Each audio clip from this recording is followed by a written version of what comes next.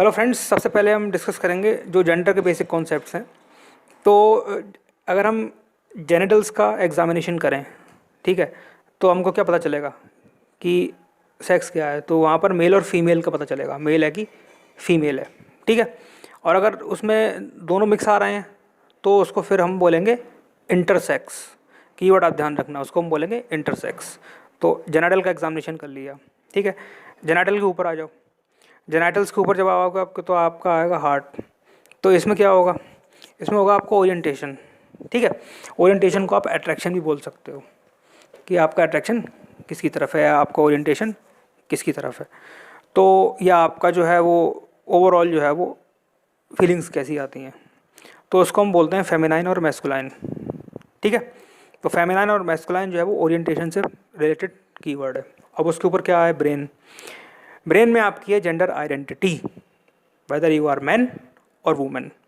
तो आप ये डिफ्रेंशिएट समझ गए क्या है। मैन वुमेन ब्रेन में होता है, फेमिनाइन मैस्कुलाइन हार्ट में होता है। Heart means emotions, feelings, thoughts. और मेल फीमेल जेनाइटल्स में होता है। क्लासिफिकेशन बता रहा हूँ कैसे इसको पता करते हैं।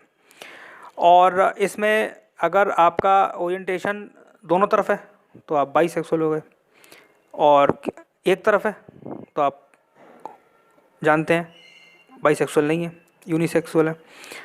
अब इसमें कीवर्ड्स हैं। कीवर्ड्स क्या हैं, कुछ अम्ब्रेला टर्म होते हैं जैसे ट्रांसजेंडर, या फिर आपका क्वीर। क्वीर क्या होता है, क्वीर होता है आपका अपना मैन और वुमेन मिक्स है आपका, तो उसको क्वीर बोलते हैं। मैन वुमेन मेंटली अगर आप में मिक्स है तो क्वीर बोलेंगे। और जेनिटल से अगर आप देखोगे, जेनिटल से अगर आप देखोगे तो फिर वो होगा वहाँ पर इंटरसेक्स। तो इंटरसेक्स और क्वीर, इसका डिफरेंस आप समझ गए होंगे क्या है। इसके अलावा ट्रांसजेंडर, ये एक अम्ब्रेला टर्म है, इसमें बहुत सारे टर्म होते हैं। Female female, lesbian, male male, gay हो गए, ठीक है। ये सब ट्रांसजेंडर के अंदर आ रहे हैं।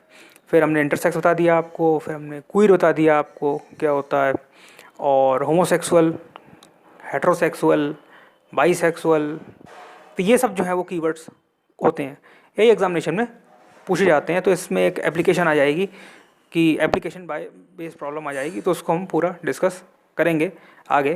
तो ये आप बेसिक कीवर्ड्स का डिफरेंशिएशन समझ लीजिए, जिसमें कि आपका क्वीर हो गया, इंटरसेक्स हो गया, ट्रांसजेंडर हो गया, होमोसेक्सुअल, हेट्रोसेक्सुअल, लेस्बियन, गे, और सिस फॉर्म, ट्रांस फॉर्म। ये क्या होती है, सिस जेंडर, ट्रांसजेंडर।